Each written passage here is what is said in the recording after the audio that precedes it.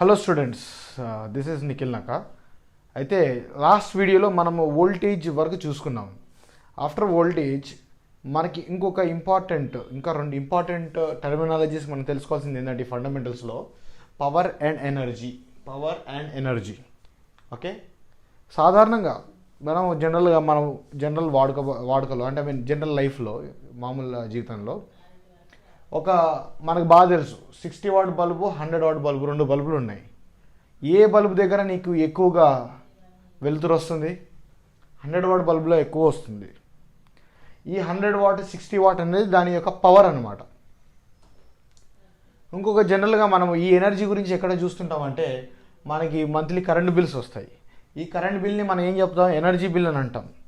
అంటే నీకు బిల్లు ఎంత వస్తుంది అమౌంట్ అంటే నువ్వు ఎన్ని యూనిట్స్ ఆఫ్ ఎనర్జీ వాడినావు అనే దాన్ని బట్టే వస్తుంది. అంటే పవర్ అండ్ ఎనర్జీ అనేవి కూడా ఎలక్ట్రికల్ ఇంజనీరింగ్లో ఈ పవర్ అండ్ ఎనర్జీలో కూడా మనం ఒక మనిషి ఎలక్ట్రికల్ ఇంజనీర్ కాకపోయినా కానీ రియల్ లైఫ్లో నువ్వు వీటి గురించి చూస్తుంటావు. సో ఇప్పుడు మనం ఏంటంటే టెక్నికల్గా అనాలిసిస్ చేస్తాం. యాక్చువల్గా పవర్ అంటే ఏంది, ఎనర్జీ అంటే ఏంది. అయితే ఒక 60 వాట్ బల్బుకి ఒక 100 వాట్ బల్బుకి గల తేడా ఏంటిది? ఇది 60 వాట్ 100 వాట్. ఇది 100 వాట్ అంటే ఏంది? వెలుతురు ఎక్కువ వస్తుంది, అంతే కదా. అది అసలు యాక్చువల్గా ఏంది, ఆ డిఫరెన్స్ ఏంది, అసలు ఇందులో జరుగుతున్న మూలం ఏంటి, అసలు ఆ సూత్రం ఏంటంటే పవర్ గురించి తెలుసుకోవాలి ఫస్ట్ మనము. సో పవర్ని ఏమంటారంటే బేసికల్గా ఇంగ్లీష్లో ఒక డెఫినేషన్ ఉంది. దానికంటే ముందు నేను తెలుగు ఎక్స్ప్లెనేషన్ ఇస్తాను. యాక్చువల్గా అంటే ఏంటంటే ఇప్పుడు శక్తి ఉంది. ఇప్పుడు ఏదైనా ఒక వ్యవస్థ నడవాలి అంటే ఒక మానవ శరీరం కావచ్చు, లేకపోతే ఈ విద్యుత్ వ్యవస్థ కావచ్చు, ఒక సిస్టమ్ నడవాలంటే దానికి శక్తి కావాలి. శక్తి అనేది ఉండాలి కంపల్సరీ. ఎనర్జీ అనేది ఉంటేనే ఏదైనా ఒక వ్యవస్థ అనేది ముందుకు వెళ్తుంది. నువ్వు నడవచ్చు, నువ్వు మాట్లాడవచ్చు, ఏదైనా కావచ్చు. ఒకరిని కొడతావేమో అంటే నీకు ఎనర్జీ ఉండాలి, నీ దగ్గర శక్తి ఉండాలి. అయితే ఈ శక్తిని మనం ఏం చేస్తాము? ఏదైనా మనం శక్తిని పొందుతాము, లేకపోతే శక్తిని బయటికి ఇస్తాము. శక్తి బయటికి అంటే శక్తిని మనం ఖర్చు పెడతాం, అంతే కదా. తింటాం, మనం అన్నం తింటాము. అన్నం తిన్న తర్వాత మన లోపల శక్తి అనేది స్టోర్ అవుతుంది. ఆ స్టోర్ అయిన శక్తిని మనం ఏం చేస్తాం? ఖర్చు పెడతాం. అంటే ఏదైనా పని చేసో, లేకపోతే నడుస్తూ వాక్ చేస్తూ, లేకపోతే ఒకరిని కొట్టడమో, లేకపోతే గట్టిగా అరుస్తూ మాట్లాడడమో, చూడడము, బ్రతకడము.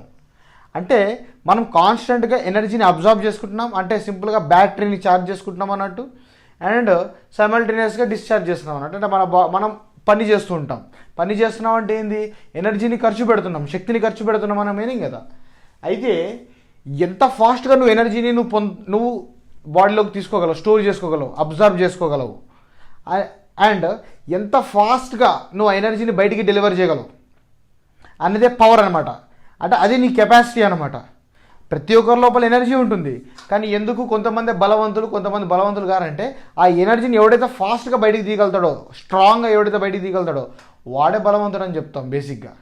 అయితే అది మనకు మామూలుగా ఒక హ్యూమన్ ఫైటింగ్ చేస్తుంటారు. అందరి లోపల ఎనర్జీ ఉంటుంది. కానీ ఆ ఎనర్జీని బయటికి తీయాలి, ఫాస్ట్ రెస్పాన్స్ ఉండాలి. ఆ ఎనర్జీని ఎంత ఫాస్ట్గా నువ్వు స్పెండ్ చేస్తున్నావు, ఎంత ఫాస్ట్గా ఖర్చు పెడుతున్నావు, లేకపోతే ఎంత ఫాస్ట్గా నువ్వు తీసుకుంటున్నావో దాన్నే పవర్ అని చెప్తావు అనమాట. మీకు చెప్పండి, ఒక 60 వాట్ బల్బు కరెంట్ ఎక్కువ కలుగుతుందా? 100 వాట్ బల్బు కరెంట్ ఎక్కువ కలుగుతుందా? ఒక 1 అవర్ ఆన్ చేసి పెడితే డెఫినెట్లీ 100 వాట్ బల్బుకి కరెంట్ ఎక్కువ కలుగుతుంది. అంటే ఎక్కువ కరెంటు అంటే మీటర్ ఎక్కువ తిరుగుతుంది, అంటే ఎనర్జీ కన్జంప్షన్ ఎక్కువగా ఉంది. అందుకే దీన్ని 100 వాట్స్ అని అంటాం. అంటే మీకు కరెంట్ బిల్ ఎక్కువ వస్తుంది 100 వాట్స్ అంటే ఏంది? అది ఎక్కువ ఎనర్జీని, ఎక్కువ శక్తిని తీసుకుంటుంది. అది మన లైన్ నుంచి ఎక్కువ శక్తిని లాగుతుంది, విద్యుత్ శక్తిని లాగుతుంది అది. అంటే అది పవర్ రిప్రజెంట్ చేస్తుంది అనమాట.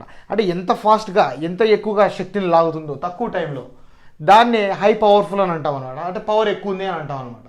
సో పవర్ని ఏ రకంగా డిఫైన్ చేస్తారంటే how much energy you take, అంటే ఎంత ఎనర్జీని నువ్వు తీసుకుంటున్నావో, or how much energy you are spending, or how much energy you are delivering. అంటే ఎంత ఎనర్జీని బయటికి డెలివర్ చేస్తున్నావు with respect to time rate of expending energy or absorbing ఎనర్జీని పవర్ అని అంటారనమాట.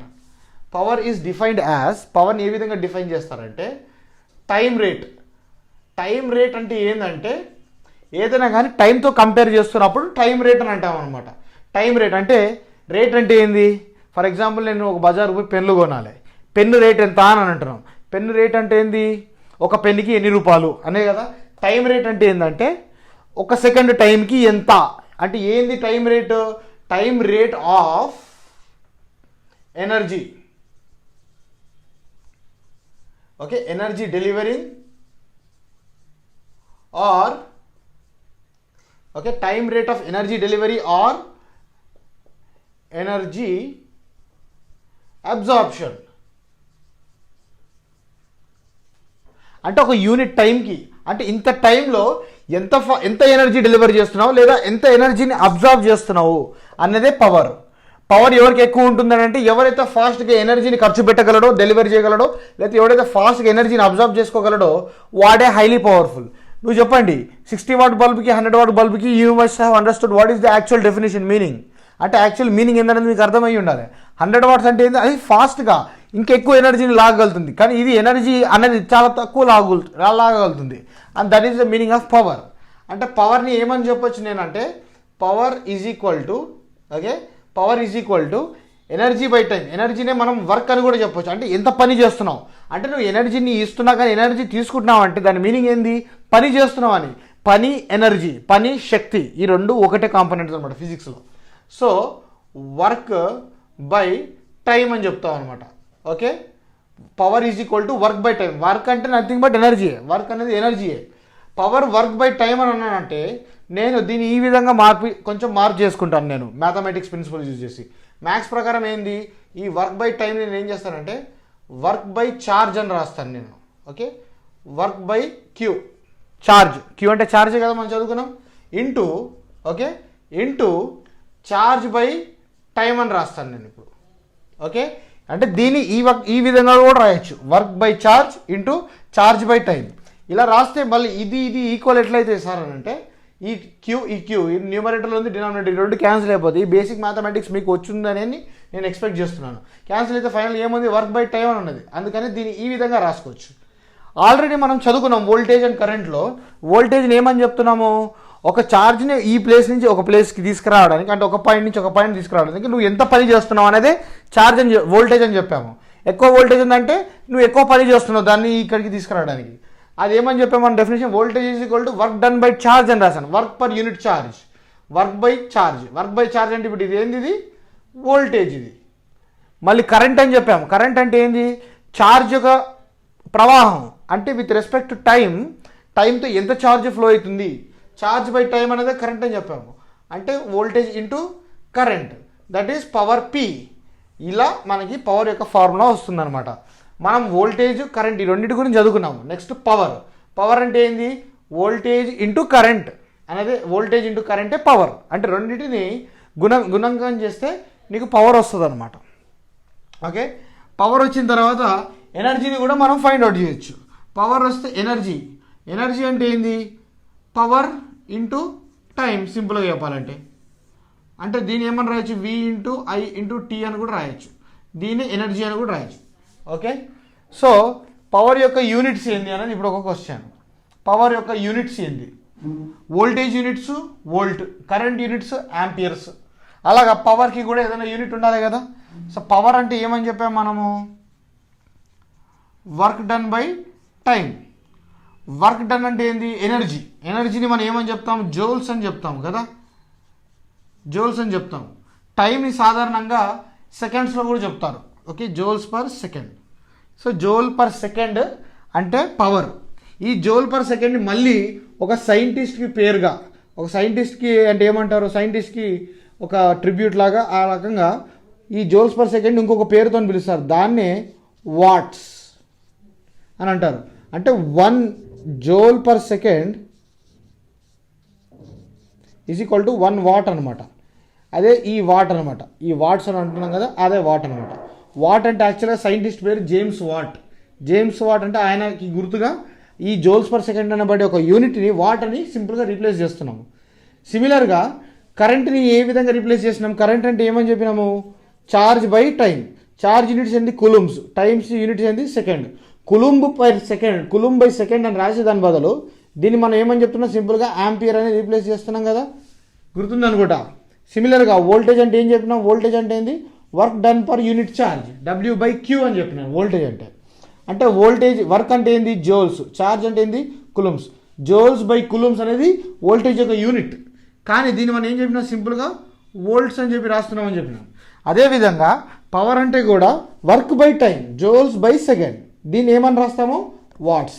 సో యూనిట్ ఆఫ్ పవర్ ఏంది? వాట్స్. ఇంపార్టెంట్ పాయింట్, బుక్స్లో రాసుకోండి. ఓకే, పవర్ యొక్క యూనిట్ వాట్ అనమాట. Okay, power units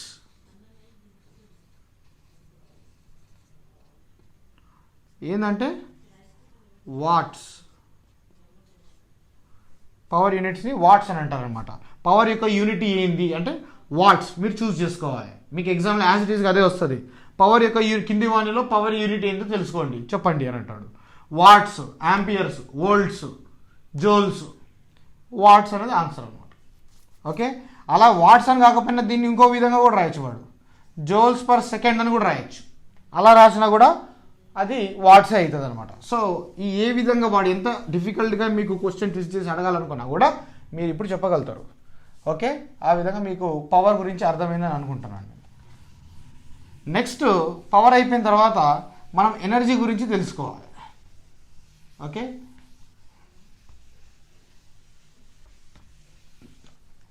next energy.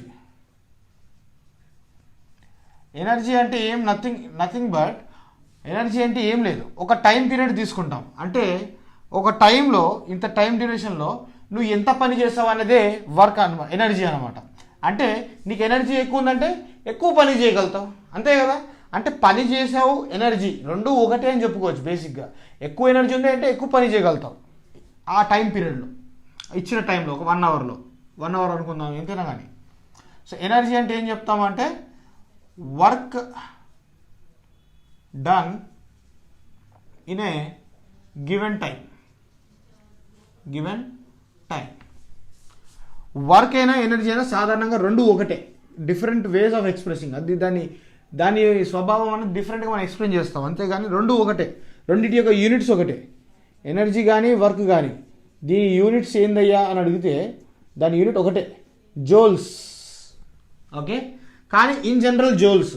కానీ మన ఎలక్ట్రికల్లో వచ్చేసరికి దీని యొక్క డెఫినేషన్ అనేది మారిపోతుంది. అంటే జోల్స్నే మనం ఇంకో విధంగా చెప్పుకుంటాం. ఏందా ఇంకో విధంగా చెప్పుకోవడం అని అంటే పవర్ని ఏమని చెప్పాము? పవర్ అంటే ఏమి? వర్క్ బై టైం అని చెప్పాము. ఈ వర్క్ని ఎనర్జీ అని కూడా చెప్పుకోవచ్చు అని చెప్పాను. So power is equal to energy by time. ఆ విధంగా ఎనర్జీ అంటే ఏమని రాయొచ్చు? పవర్ ఇంటూ టైం అని చెప్పి రాయొచ్చు. ఓకే, పవర్ ఇంటూ టైం అని రాయొచ్చు. పవర్ యూనిట్స్ ఏంది? పవర్ యూనిట్స్ ఏంది? వాట్స్. టైం యూనిట్స్ ఏంది? ఫర్ ఎగ్జాంపుల్ సెకండ్స్ అనుకుందాం, seconds. So what seconds is the unit of energy. Units of energy అంటే వాట్ సెకండ్స్. అంటే వాట్ సెకండ్స్ అంటే ఏంది? What into second. వాట్ అంటే పవర్, సెకండ్ అంటే టైం. కానీ జనరల్గా మనము ఈ ఎనర్జీ బిజినెస్లో, అంటే ఈ పవర్ సెక్టర్లో టీఎస్ఎస్పీటీసీలు కానీ కరెంట్ బిల్స్ చేయడం కానీ మనం యూజ్ చేసే యూనిట్ ఆఫ్ ఎనర్జీ ఏంటంటే మల్టిపుల్ యూనిట్ ఆఫ్ ఎనర్జీ అనమాట. అంటే ఒక వాట్ అంటే ఇది ఒక డబ్ల్యూ. నేను కిలో వాట్ అన్నానంటే ఏంటంటే దాని మీనింగు 1000 వాట్లు అన్నట్టు మీనింగ్. ఓకే, ఒక కిలో వాట్ అంటే ఏంది? 1000 వాట్లు. సపోజ్ ఒక 1 అవర్ అన్నాను అనుకో. 1 అవర్ అన్నానంటే 1 అవర్ అంటే ఎన్ని సెకండ్లు? 1 అవర్ అంటే ఒక గంట అంటే ఎన్ని నిమిషాలు? 60 మినిట్స్ కదా, 60 నిమిషాలు. ఒక 60 నిమిషాలు అంటే ఒక నిమిషానికి ఎన్ని సెకండ్లు? 60 సెకండ్లు. అంటే 60 నిమిషాలు అంటే 60 సెకండ్లు 3600 సెకండ్స్. అంటే ఒక గంట అంటే 3600 సెకండ్లు, అంతే కదా దాని మీనింగ్. సో ఆ విధంగా మనం ఏం చేస్తామంటే మనం యూజ్ చేసుకునే unit of energy. Okay, units of energy సాధారణంగా వాడుకలో మనం వాడే జనరల్ యూనిట్ ఆఫ్ ఎనర్జీ. ఏ ఎనర్జీ? విద్యుత్ energy, current energy, electric energy. దీని యొక్క యూనిట్స్ ఏంటంటే వాట్స్ బదులు కిలో వాట్స్ పెడతాం. వాట్స్ అయినా కిలో వాట్స్ అయినా ఒకటే, ఎందుకంటే రెండు పవర్నే తెలియజెప్తున్నాయి, కానీ దాని యొక్క తీవ్రతను చెప్తుంది అంతే. సెకండ్ అన్నా హవర్స్ అన్నా టైమే. అంటే బేసిక్ దాని యొక్క మెయిన్ మూలం ఏంది అసలు? అది సెకండ్ కావచ్చు, హవర్ కావచ్చు. అసలు యాక్చువల్గా అది ఏంది? టైం అది. సో కిలోవాట్ హవర్ ఇట్లా. అది కిలోవాట్ హవర్ అనేది జనరల్లీ యూజ్డ్, అంటే మనం మామూలుగా వాడుకలో యూజ్ చేసి ఎనర్జీ యొక్క యూనిట్ అనమాట. కిలోవాట్ అంటే పవర్, హవర్ అంటే టైం. పవర్ ఇంటూ టైం అంటే ఏంది? అగైన్ ఎనర్జీయే కదా దాని మీనింగ్. Kilowatt hour. ఒక కిలోవాట్ హవర్ని ఏమని చెప్తారంటే ఒక కిలోవాట్ హవర్నే 1 యూనిట్ ఆఫ్ ఎనర్జీ అని అంటారు. Okay, 1 kilowatt hour is equal to 1 unit of energy. This is electrical energy. Very, very important. మనం ఇంట్లో మన కరెంట్ బిల్లో ఎన్ని యూనిట్లు 100 యూనిట్లు కాలిందా 200 యూనిట్లు కాలిందా అని చూస్తాం కదా. ఆ యూనిట్ అంటే ఎంత, ఒక యూనిట్ అంటే 1 కిలోవాట్ హవర్ అన్నట్టు. అంటే సాధారణంగా ఒక హీటర్ తీసుకున్నారనుకోండి, హీటర్ రేటింగ్ 1 కిలోవాట్ ఉంటుంది. అంటే 1 కిలోవాట్ హీటర్ని 1 గంట సేపు నడిపిస్తే నీకు ఎన్ని యూనిట్ల ఆఫ్ ఎనర్జీ కాలుతుంది, 1 యూనిట్ కాలుతుంది.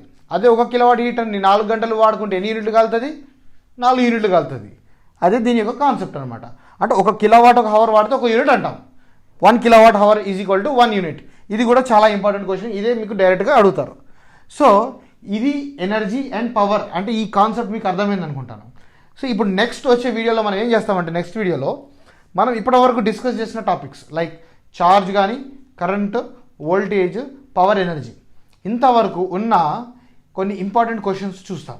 కొన్ని ఇంపార్టెంట్ క్వశ్చన్ మోడల్స్ ఏ విధంగా ఉంటుంది, ఆ క్వశ్చన్స్ చేస్తేనే నెక్స్ట్ మీకు ఈ కాన్సెప్ట్ మీద అండర్స్టాండింగ్ అనేది చాలా క్లారిటీగా ఉంటుంది. ఇప్పటివరకు మీకు అర్థమై ఉంటుంది చాలా వరకు, ఐ థింక్ సో. ఆ క్వశ్చన్స్ చేయడం వల్ల ఇంకా బాగా మీకు అర్థమవుతుంది. Okay, thank you.